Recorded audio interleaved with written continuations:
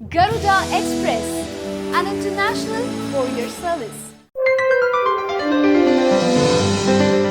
ఉత్తరప్రదేశ్ ఎన్నికలతో ఊపు మీదున్న బీజేపీ అధిష్టానం ఇక రాష్ట్రపతి ఉపరాష్ట్రపతి ఎన్నికలపై దృష్టి పెట్టింది. రాష్ట్రపతి రేసులో అద్వానీ, మురళీ మనోహర్ జోషి, అమితాబ్ బచ్చన్ ఇంకా కొంతమంది పేర్లు వినిపించాయి.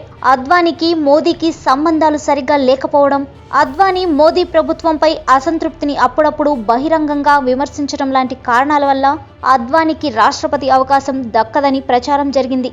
2 సీట్లతో మొదలైన బీజేపీ దేశాన్ని పాలించే స్థాయికి ఎదగడం వెనుక వాజ్పేయి, అద్వానీల కృషి వెలకట్టలేనిది. వాజ్పేయి అయితే ప్రధాని కాగలిగారు, కానీ అద్వానీ ఉప ప్రధాని పదవితో ఆగిపోవాల్సి వచ్చింది. అద్వానీ చేసిన సేవలకి తగిన గౌరవం లభించలేదు అన్న భావన బీజేపీ, సంఘ్ పరివార్ మద్దతుదారుల్లో బలంగా ఉంది. అద్వానీ కొన్ని విషయాలలో అనవసరంగా తలదూర్చారనే అసంతృప్తి ఉన్నా పార్టీకి ఆయన చేసిన సేవలని గౌరవించి ఆయనకి రాష్ట్రపతి పదవి ఇవ్వాలని ఆ వర్గాలు బలంగా కోరుతున్నాయి. జూన్లో రాష్ట్రపతి ఎన్నికలు జరగనున్న నేపథ్యంలో ఆర్ఎస్ఎస్ అద్వానీని రాష్ట్రపతి అభ్యర్థిగా ప్రకటించాలని మోదీకి సూచించింది అని తెలుస్తోంది.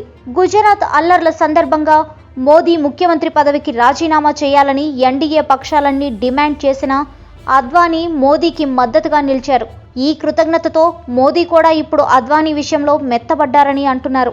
ఎన్డీఏ రాష్ట్రపతి అభ్యర్థిగా అద్వానీ ఎంపిక కావడం ఇక లాంఛనమే అని తెలుస్తోంది. ఎన్డీఏకి ఉన్న బలం దృష్ట్యా అద్వానీ రాష్ట్రపతి కావడం ఖాయంగా కనిపిస్తోంది. ఇక ఉపరాష్ట్రపతిగా రామోజీ గ్రూప్ అధినేత మీడియా మొఘల్ రామోజీరావును ఎన్డీఏ ప్రతిపాదించే అవకాశం ఉంది.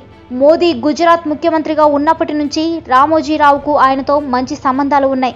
దక్షిణాది నుంచి ఉపరాష్ట్రపతిని ఎంపిక చేస్తే బాగుంటుందని బీజేపీ అధిష్టానం భావిస్తోందట. పైగా మోదీకి అత్యంత ఆప్తుడైన ముఖేష్ అంబానీతో రామోజీకి వ్యాపార సంబంధాలు కూడా ఉన్నాయి. ముఖేష్ అంబానీ కూడా రామోజీకి మద్దతుగా పావులు కదుపుతున్నారని అంటున్నారు. ఉపరాష్ట్రపతిగా వెంకయ్య నాయుడుకు అవకాశం రావచ్చని ప్రచారం సాగింది. అయితే తనకి ఉపరాష్ట్రపతి పదవి కన్నా తన కొడుకు, కూతుర్లకి ఎంపీ సీట్లు కావాలని అడుగుతున్నారట. కొడుకుని ఆంధ్రా నుంచి లోక్సభకి, కూతుర్ని రాజ్యసభకి పంపాలని వెంకయ్య ఆశపడుతున్నారట. ఈ నేపథ్యంలో బీజేపీ నేతలతో సన్నిహిత సంబంధాలు ఉన్న రామోజీరావు పేరు తెర మీదికి వచ్చిందని తెలుస్తోంది.